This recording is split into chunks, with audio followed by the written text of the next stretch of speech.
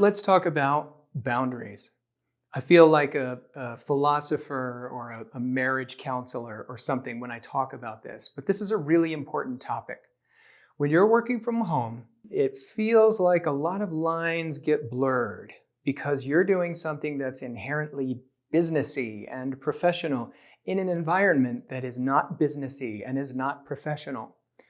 There's a complicated mix of feelings and emotions and expectations and etiquette in these two different worlds, the personal home world and the professional business world. And it's really important to create boundaries between the two. Let me give you a couple examples. Schedules are great boundary lines because they tell people when you start and when you stop. And anytime between those two times, it's fair game to talk to you about businessy things, work things, professional things. But outside of those hours, if you let your clients know or your boss has some arrangement with you where this is when you start and this is where you stop, everybody can respect that and know that before then, you're off limits. After then, you are unavailable. Similarly, there's a sort of geographic boundary that needs to be made, which is respecting the workspace that you've created in your home. And that's a two-way street.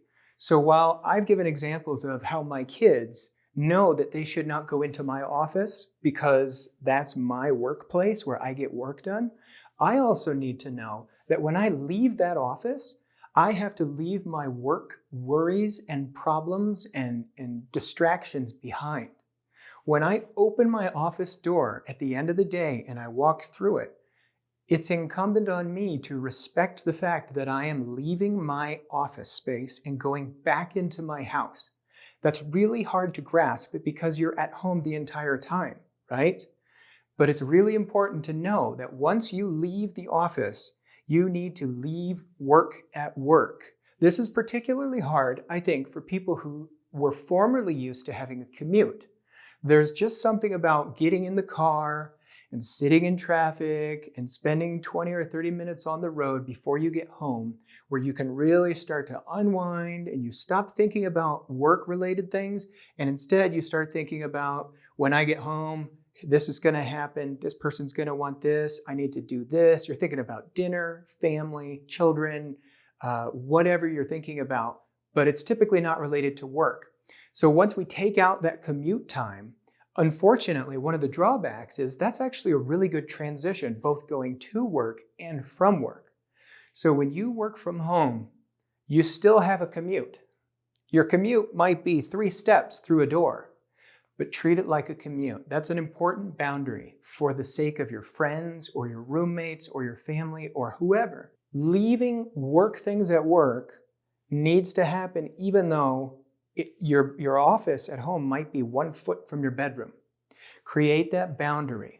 This is work. This is not work. Do it when you walk into your home office and do it when you walk out of your home office. There has to be a switch in your mind that flips where you say, I'm turning off my work mode. And in my case, for example, I'm putting on my dad hat. When I leave the office, I'm open to silly things and craziness. And Dad, look at this drawing I made. And Dad, can we play catch? And Dad, let's go to the park. That's an important thing that my children know, that when I come out of the office, I'm there for them. Boundaries like this are important because they make sure that people don't resent us. If I can respect the boundaries that I've put in place, and my family members can respect the boundaries that I've put in place, then I won't resent them when they ask me to take them to the park after work, and they won't resent me when I tell them they can't come in my office during business hours.